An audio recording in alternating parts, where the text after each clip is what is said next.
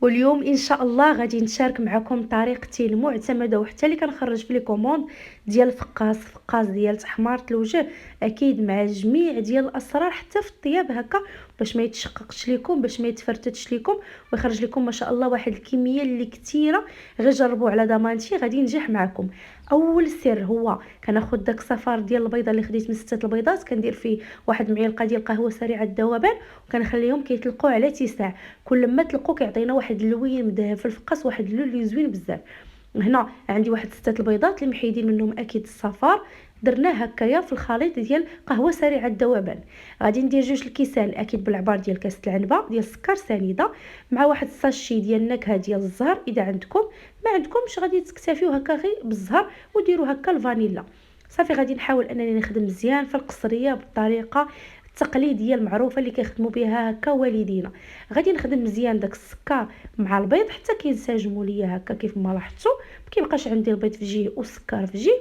مباشره غادي ندير هنا 2 الكيسان بالعبار اكيد ديال كاس العنبه ديال زيت نباتيه. 2 الكيسان هنا عندي عامرين تماما. غادي ندير كاس ديال الماء زهر وكاس ديال الماء. صدقوني الماء كيعطي واحد الخفه ما شاء الله الفقاس، وفي نفس الوقت كيخرج كميه كثيره. ملي كنديروا داك الكاس ديال الماء غادي نحصلوا على واحد الكميه كثيره ديال الفقاس، وهكا غادي نحاولوا اننا نخرجوا فقاس اللي كيكون ما شاء الله اقتصادي لاننا زدنا فيه الماء. غادي ندير هنا الزرارع. المهم نتوما على حسب سخاوتكم، نتوما اللي كتخدموا.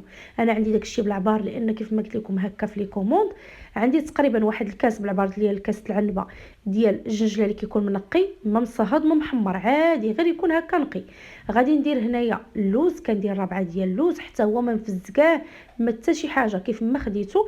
معلقه ديال حبه حلاوه، معلقه ديال النافع، ما تكثروش حبه حلاوه والنافع باش ما تجيش البنه ديالهم غالبه على اللوز. غادي نجمع بالدقيق. بالنسبه للفقاس يمكن لكم تخدموا بالدقيق العادي، يعني داك اللي كنخدموا به الخبز، ماشي الدقيق القمح الكامل، داك اللي كنخدموا به هكا الخبز راه يمكن لكم تخدموا به. انا هنا كنخدم بالدقيق الخاص بالحلويات لان معروف الدقيق العادي كيتشرب لينا هكا كميه كثيره. بالاحسن اننا نخدموا هكا خاص الحلويات، واخا كيكون الثمن ديالو شويه غالي على العادي، ولكن ما كتحتاجوش كميه كثيره ديال الدقيق لانه معروف دغيا كيتشرب. بالنسبه لهاد العجينه غادي نديرو 2 تخمارات، يعني من فئه 16 غرام فيهم بجوج.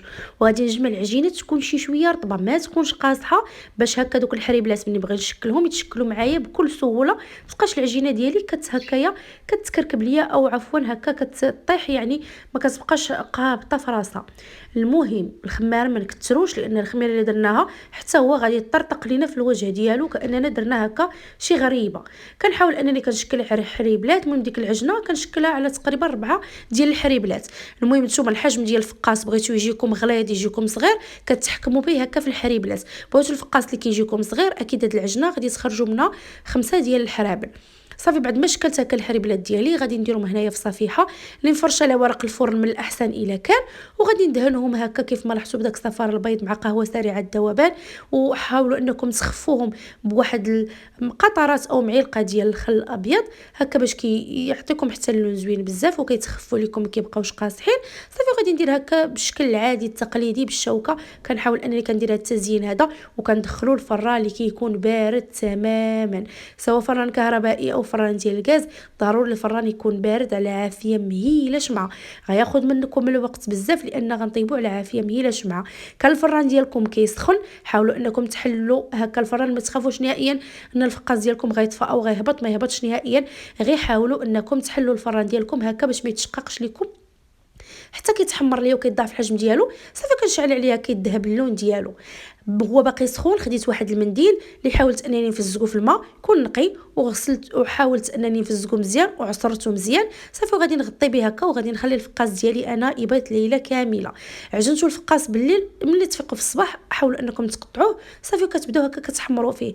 عجنتوه في الصباح قطعوه بالليل. المهم الفقاس كل ما ارتاح ما غاديش يجيكم فيه نهائيا فيه الكسور بزاف، وغادي يجيكم مقاد في الشكل ديالو، ما يجيكمش نهائيا مدقص، ولا حتى في ديك الشوفه ديالو ما زوينش، يعني كيجي في الشوفه ديالو ملس وكيجي حتى في المنظر زوين.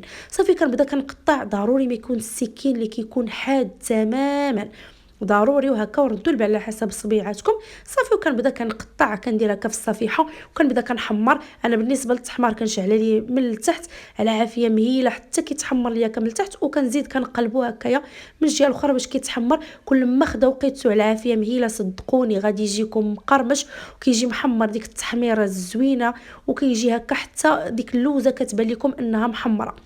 الحربول كامل قطعته ما كيجيش نهائيا فيه كسور. صافي كنحاول انني كندير الوجه مقاد مع خوه هكا باش كيجيني تحميره وحده.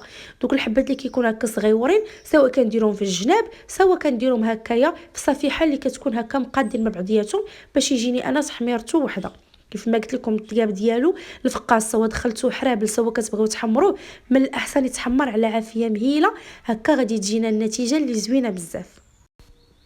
بالنسبه للاسرار ديال الفقاس، ملي تبغيو تقطعوه يتقطع بالسكين اللي كيكون ماضي. العجينه ملي تبغيو تجمعوها تكون رطبه، وملي تبغيو تحمروه ولا طيبوه حرابل ضروري العافيه كتكون مهيله شمعه. صافي راه غيجيكم ناجح باذن الله كيف ما جاني انا. غير جربوه راه كيجي عرفتي مقرمش وفتي في نفس الوقت، وكيجي بنين وكيبقى ما بين الحلويات التقليديه ديالنا اللي اكيد ما كتخطاناش في الموائد ديالنا. المهم غير جربوه، انا متاكده غادي يعجبكم. ما شاء الله كيخرج واحد الكميه اللي كثيره. المكونات اللي عطيتكم تقدر تخرج لكم حتى 2 كيلو و200 غرام. وضروري نقطع معكم باش تشوفوا كي كيجي داك اللوز ملي كتشوفوه هكا محمر واللوين ديالو كيجي موحد. غير جربوه. خليتكم على خير بالصحه والراحه.